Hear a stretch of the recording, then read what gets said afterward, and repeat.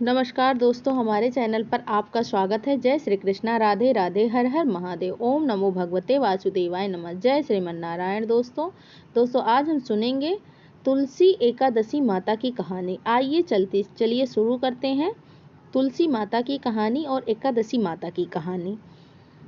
जय विष्णु भगवान की जय हो, तुलसी माता की जय हो, एकादशी माता की। बहुत पुरानी बात है। एक बूढ़ी माँ धार्मिक प्रवृत्ति की थी। वह नियम पूर्वक पूजा पाठ किया करती थी। बूढ़ी माँ एकादशी का व्रत रखा करती थी और तुलसी माता की पूजा किया करती थी। वह तुलसी माता को सींचती और तुलसी जी के पास दिया जलाती और आरती करती।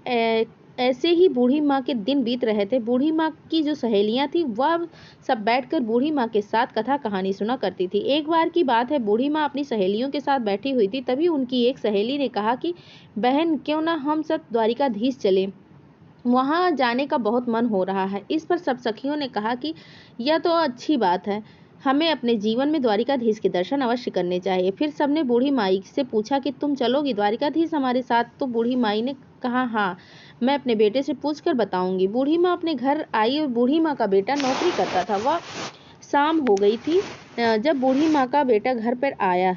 तब उसके बच्चे बूढ़ी माँ को खाना देने के लिए आए तो बूढ़ी माँ ने खाना खाने से मना कर दिया। जब बूढ़ी माँ का बेटा खाना खाने बैठा तो अपनी पत्नी से पूछा कि माँ ने खाना खाया?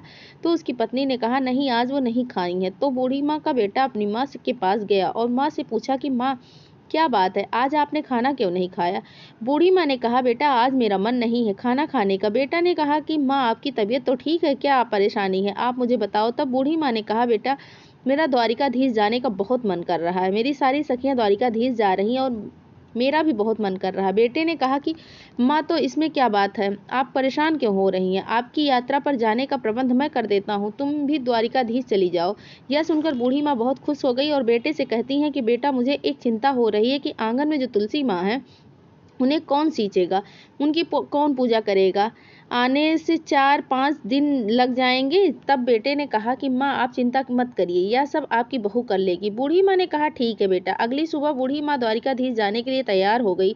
तभी बेटे ने अपनी पत्नी से कहा, सुनो, मेरी माँ के लिए बादाम काजू डालकर लड्डू बना दो ताकि रास्ते में खा सके।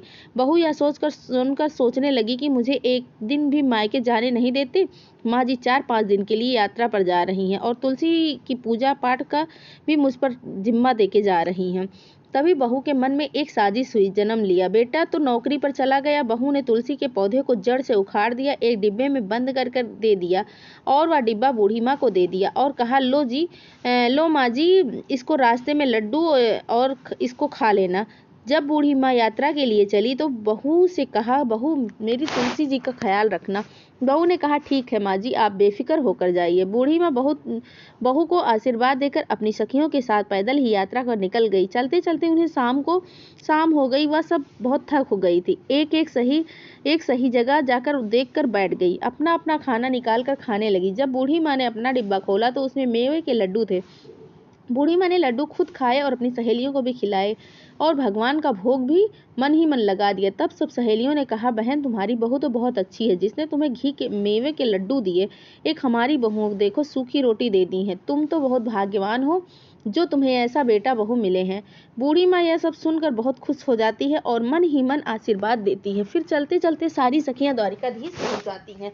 शाम हो चुकी होती है, वहां बहुत भीड़ थी। बूढ़ी माँ मन में सोचने लगी कि हे प्रभु, इतनी भीड़ है, अगर आपके पट बंद हो गए तो मैं आपके दर्शन कैसे कर पाऊंगी, मेरा आना बेकार हो जाएगा। वह मन ही मन प्रार्थना करने लगी, भगवान मुझे दर्शन दे दो, बहुत दूर से पैदल चलकर आई हूँ। बूढ़ी माई ने जब आंखें खोली तो देखा कि वह लाइन सबसे आगे खड़ी थी और द्वारिकाधीश उनके सामने थे। बूढ़ी माँ की हैरानी का ठिकाना न रहा।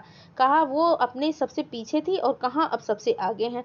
पुजारी जी प्रसाद चढ़ा रहे थे। बूढ़ी माँ ने अपना डिब्बा खोल दिया और उसमें से एक लड्डू, एक तुलसी का पत्ती थी जो बूढ़ी माँ ने वहीं चढ़ाने के लिए दे दिया और प्रार्थना करने लगी कि भगवान मेरे इस भोग को ग्रहण करें।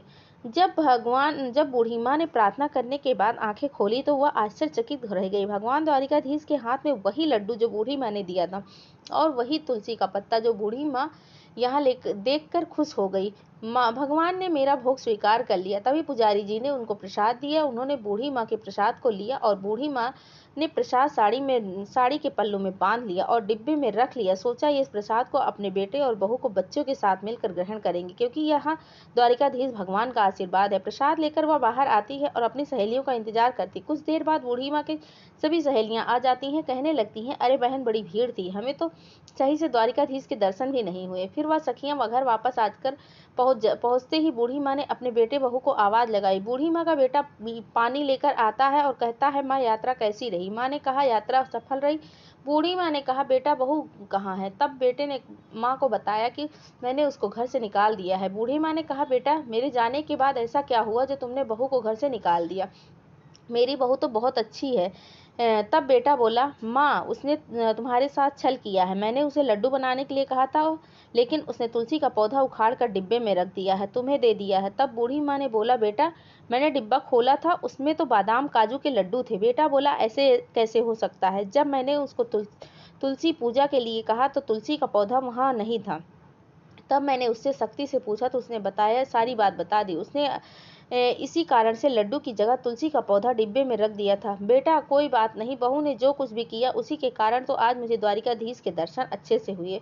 बूढ़ी माँ ने वहाँ घटी सारी घटनाएं अपने बेटे को बताई और कहा, बेटा तुलसी माता की कृपा से तुलसी के पत्ते लड्डुओं में बदल गए और एक पत्ता इसीलिए ही छोड़ दिया था कि मैं भगवान को भोग लगा सकूं, क्योंकि द्वारिकाधीश को ठाकुर जी को बिना तुलसी के पत्ते का भोग लगाया नहीं जाता है। इसीलिए उन्होंने मेरा भोग स्वीकार कर लिया है, क्योंकि उसमें तुलसी दल था।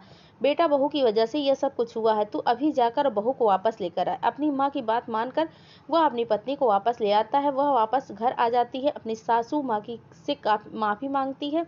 बूढ़ी माँ ने कहा, बहू मैंने तो तुझे कब का माफ कर दिया, तेरी वजह से ही मुझे भगवान जी के दर्शन अच्छे से हो सके। अगर तू ऐसा ना करती तो पता नहीं मुझे भगवान के दर्शन होते या नहीं होते। लेकिन हाँ, अगर तुझे माफी मांगनी है तो एकादशी माता और तुलसी माता से माफी मांग लो।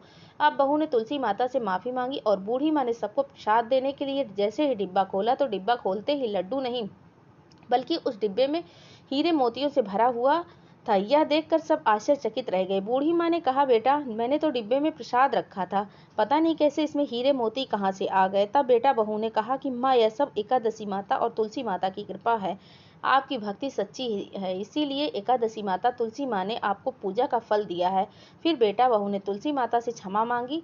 अब वह भी एकादशी का व्रत करने लगे और रोज तुलसी माता को सींचने लगे, पूजा पाठ करने लगे। बूढ़ी माँ पर प्रसन्न बहुत ही धन हो गया तो बूढ़ी माँ ने उस धन को गांव के गरीबों के विवाह में लगाया, जिसको जरूरत थी उन्हें दिया। गांव में कुआं और बावड़ी बनवाई, अस्पताल बनवाए, दान पुण्य किया। जिससे जितनी जरूरत थी बूढ़ी माई ने उसको उतनी ही लगाती गई, धन उतना ही खर्च करती गई और बढ़ता गया। तब बूढ़ी माँ जीवित रही तब तक उन्होंने दान पुण्य किया। उन्होंने तुलसी माता की पूजा नहीं छोड़ी, एकादशी का व्रत नहीं छोड़ा। एकादशी माता और तुलसी माता की कृपा से बूढ़ी माँ को मरने के बाद मोक्ष की प्राप्ति हुई और उनके बेटा बहू पर भी कभी कोई कमी नहीं रही। वह खुशी खुशी रहने लगे। जय हो तुलसी माता की, जय हो एकादशी माता की। जय श्री कृष्णा। राधे राधे। हर हर महादेव। ओम नमो भगवते वासुदेवाय नमः। जय श्रीमन्नारायण।